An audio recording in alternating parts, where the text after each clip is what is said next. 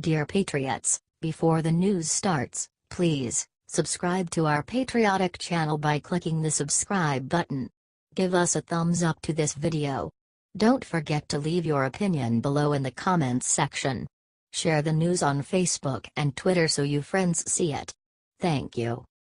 Bureau of Labor accurately predicts jaw-dropping number of jobs Trump will create in coming years. This is why we elected President Trump and not Hillary Clinton or Jeb Bush. Jobs. We were sick and tired of watching our good jobs go overseas and bad jobs, if you can find one at all, replacing them. In one shocking incident, Disney brought the low-skilled workers here and made the U.S. workers they were replacing train them. Disney didn't even have to offshore, they used a loophole and were able to bring in cheaper Indian workers, and then to throw sand in America's face, they made these workers train the Indian tech guys or they would not give them their buyout. It was a low blow made worse by the knowledge that this was not an isolated incident. So we made a change and elected Trump, and we have already seen good results.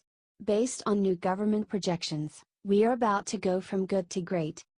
According to new projections from the Bureau of Labor Statistics, employment will grow by 11.5 million from 2016 through 2026.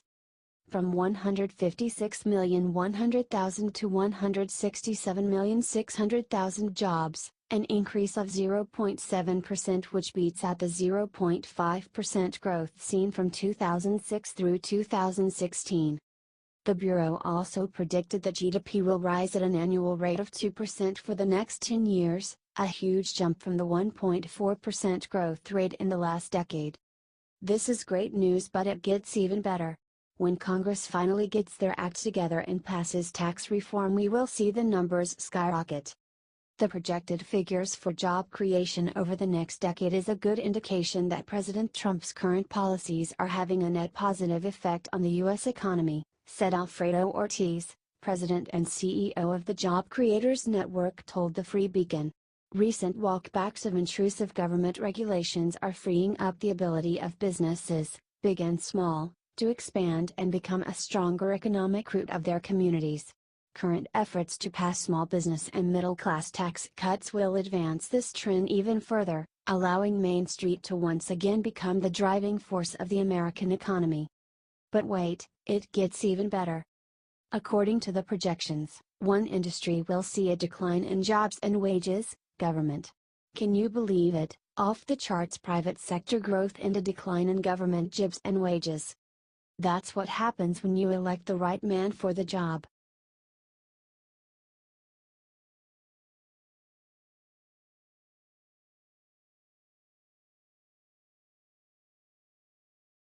Bill O'Reilly comes forward, exposes game-changing $200,000 bribery plot to destroy Trump. Bill O'Reilly is, thankfully, one of President Trump's strongest supporters and is one longtime friend who has not tried to score points or get famous by attacking Trump. But he knows they are out there, people who would do anything to take down or severely damage President Trump. The left will literally stop at nothing in their quixotic quest to take down Trump and his presidency. Which means they hate democracy because Trump won, fair and square. America had to make a choice and we made it. History, not jealous liberals, will be the ultimate judge of Trump's 2 terms. And maybe that is why they are so terrified of Trump. He is a game-changing candidate and the establishment will never be the same. Their power will be gone with their corruption and their bloated government salaries and even more bloated no-bid government contracts. And then there are the lobbyists who know the gravy train is coming to an end. It is under these conditions you should listen to what Bill O'Reilly and his team of investigators just discovered. Bill O'Reilly just revealed to Newsmax stunning details of the shocking attempt to ruin President Trump's reputation. O'Reilly said his investigators had uncovered an audio recording of an anti-Trump attorney offering a $200,000 bribe to an identified woman to file false sexual harassment charges against Trump. It exists, O'Reilly said.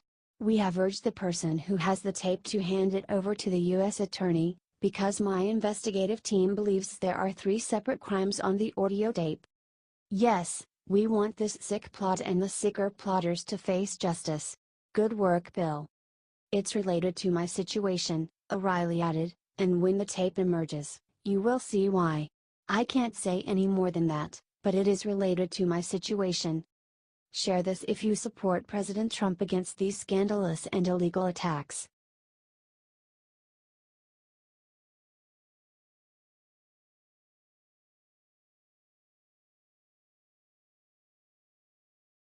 Trump physically attacked by protester, but his response will make Americans proud.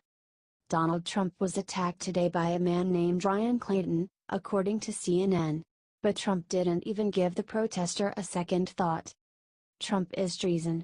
The man yelled as Trump walked down a hall on Capitol Hill. Why is Congress talking about tax cuts when they should be talking about treason? During the nonsense tirade, Clayton hurled a handful of Russian flags directly at the president. Despite nearly getting hit, Trump didn't even flinch. Trump kept walking forward, ignoring the insane man, which is absolutely the correct thing to do. He even gave a casual thumbs up to the press. Trump has been remarkably good at fending off these accusations of Russian collusion. It helps that the accusers have no facts, but the president's ability to make them seem silly and foolish have mostly buried the story despite the mainstream media's efforts. But there are still crazy men like this, who think Trump directly conspired with the Russian government. Luckily, Trump didn't even acknowledge this small man's existence. Comment "We love Trump." And share if you're proud of how our president handled this scary moment. Other presidents may have run for cover, but Trump was unafraid.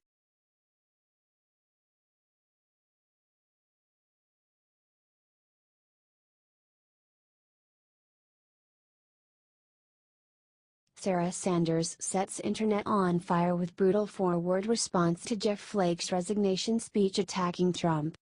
Jeff Flake just shook up the political world and announced he will not seek re-election. Flake has been a far too frequent critic of President Trump, and Trump decided to do something about it. He got firmly behind his primary challenger, Kelly Ward, who has relentlessly attacked Flake for what he has done to Trump and has seen her numbers skyrocket while Flake's fell off a cliff. So today, not really having any choice because he will lose, Flake announced he will not run for re-election. But the manner in which he announced his resignation was uncalled for and a bit obnoxious. Of course, he ripped Trump from the Senate floor when he made his announcement.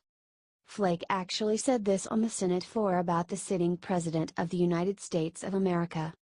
Reckless, outrageous, and undignified behavior has become excused as telling it like it is when it is actually just reckless, outrageous, and undignified.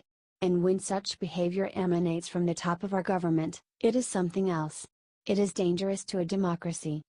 Wow, he sounds like Nancy Pelosi, doesn't he? He continued.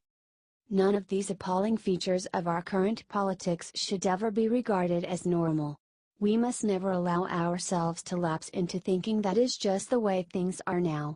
If we simply become inured to this condition, thinking that it's just politics as usual, then heaven help us.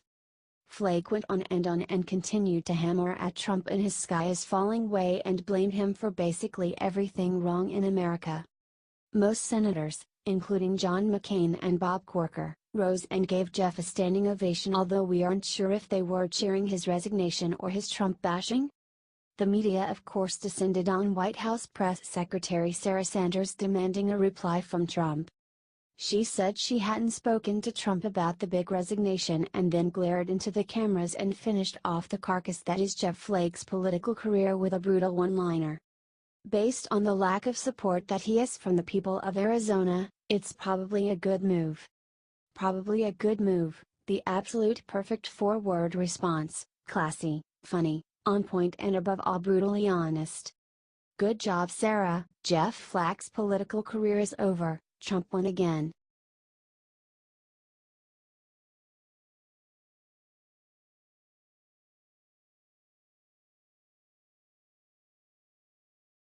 Sabotage. After latest attack, Sarah Sanders gives media quote they did not want to print. As press secretary for Donald Trump, Sarah Huckabee Sanders has faced her fair share of media hostility. Lately, however, she's never been attacked more. So she's striking back in a hilarious way. "I've never been attacked more, questioned more," Sanders said during a panel held by George Washington University. "I was called a liar by a major network in an official statement. I've been called outrageous things on air, and it goes unquestioned, no pushback.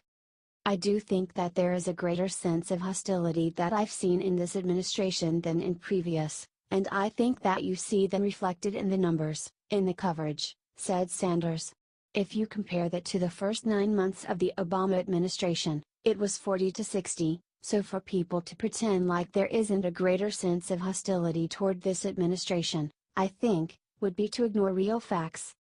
This tirade against the press forced the Washington Post to fact-check the statement. Their findings were probably hard to swallow for the liberal paper. 93% of the coverage, of Trump, was negative and 7% positive, they conceded. Indeed, studies have shown overwhelmingly negative coverage of Trump in the mainstream media. This is a masterclass in media trolling. The media have to report on Sanders, so she's using them to wage war against themselves. Sarah Sanders knows exactly what she's doing, and she's doing it really well. Comment well played and share if you love Sarah Sanders' stiness. She learned from the best, and now she is the best defender of the president.